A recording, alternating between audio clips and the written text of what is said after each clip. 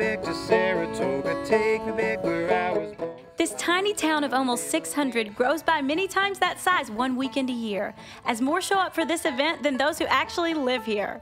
It's a history lesson that's fun to learn.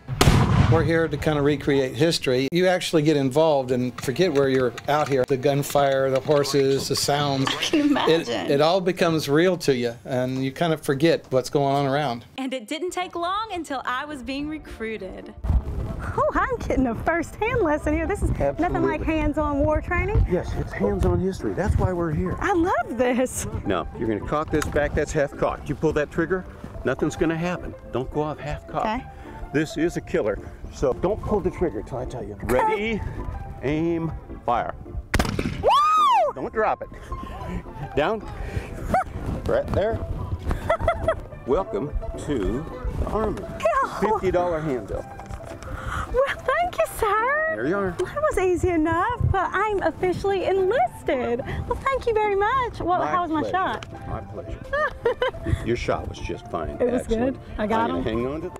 The Civil War was fought in battles in small towns like this. A lot of the battles were like this, not the big famous battles that we hear and read about, but many of them were fought on ground like this with people like this. Sacramento, Kentucky. The real battle here was Nathan Bedford's first battle here in Kentucky, and it was here on this land. If you saw in the reenactment where Miss Molly came out, she came out from the town and actually told Forrest where the Federals were. So he brought his forces up and caught them kind of just watering their horses at a pond, and that started the battle. And then it was a running battle from then on. As the word got out, more Federal troops came in, and Forrest kept bringing forces in on them, and eventually routed them, and the battle went all the way through the town here. You need to come prepared because everything from clothes to cooking is old-fashioned, and nothing modern is allowed. But just like the settlers of this time, if you need something, you might find it at one of the shops set up near the battlefield. I even ran into my old friend Abe Lincoln out shopping. I see Mary Todd is nowhere to be found. No. Molly's around. In fact, Molly is what I called her. If she was around, oh, she would be jealous of you. She would be jealous? Oh, no, she would not want you hanging on my arm. Oh, no. She would, it would be like a cat fight. Yeah, it'd be bad.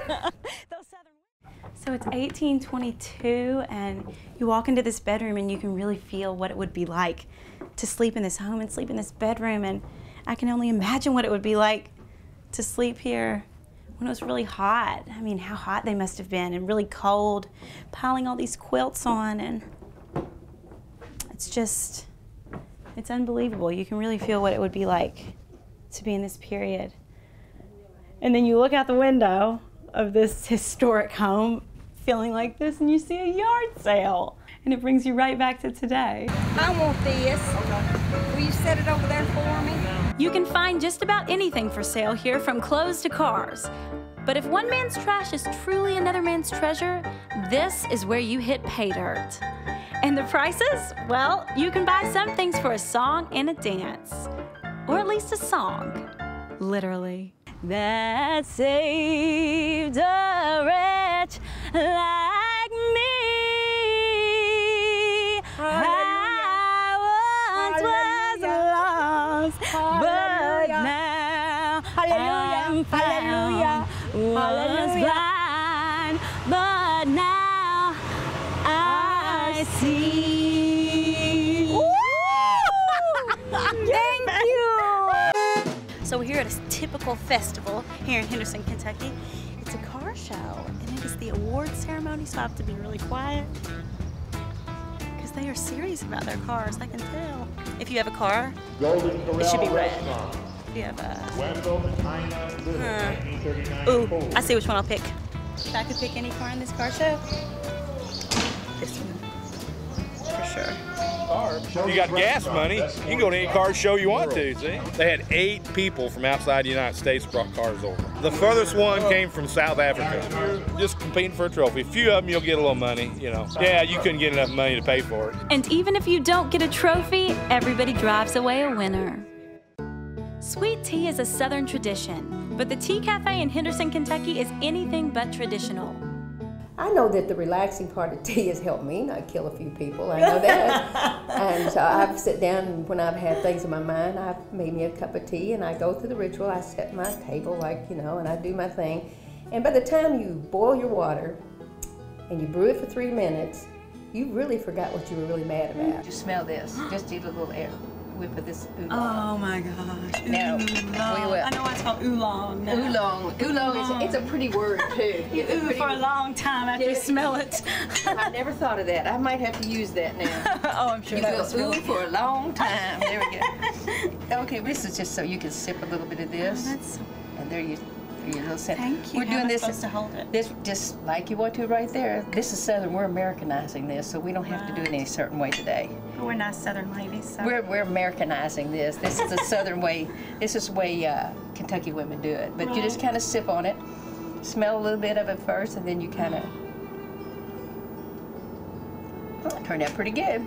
I could have left it just a little bit longer to brew, maybe, but not much. Marcia says no matter what tea you have, they all come from the same plant. And in the end, it's the blend that makes for the unique flavor. I want to do something. Let's see how good at tea you really are. Let me see if I... Let me do a test. Let's see what you got. Let me see. Okay. Oh, this is going to be good. Let me see which one. This is the real test. Oh, I've never had this done before. I like this game. Oh, wow. Oh, that's Snug Hollow. That's a rose tea. That's Snug Hollow. I can smell my roses in that one. Clearly, Miss Marcia knows this stuff to a T. The tea is always going to be here. That's the way the South is done. That's the way we've been doing that. We just evolve as long as we still got our tea. Some call it High Street. At least that's what they call it in England. Here, we call it Main Street. It's the heart and soul of most towns, but it's so much more than that. It's a slice of Americana. You never know what you're gonna find. Like this home behind me in Henderson, Kentucky, that was used to film the movie A League of Their Own. We're gonna travel the South, from the luxurious homes to the roadside dives to all that's in between. And whether it's served in a plastic Dixie cup or the finest crystal, it's the perfect place to take in a glass of sweet tea. We hope you've enjoyed this sip of our show. I'm Mallory Ervin. Thank you for joining us. For more information on any of the stories you've seen today, go to www.sweettea.tv.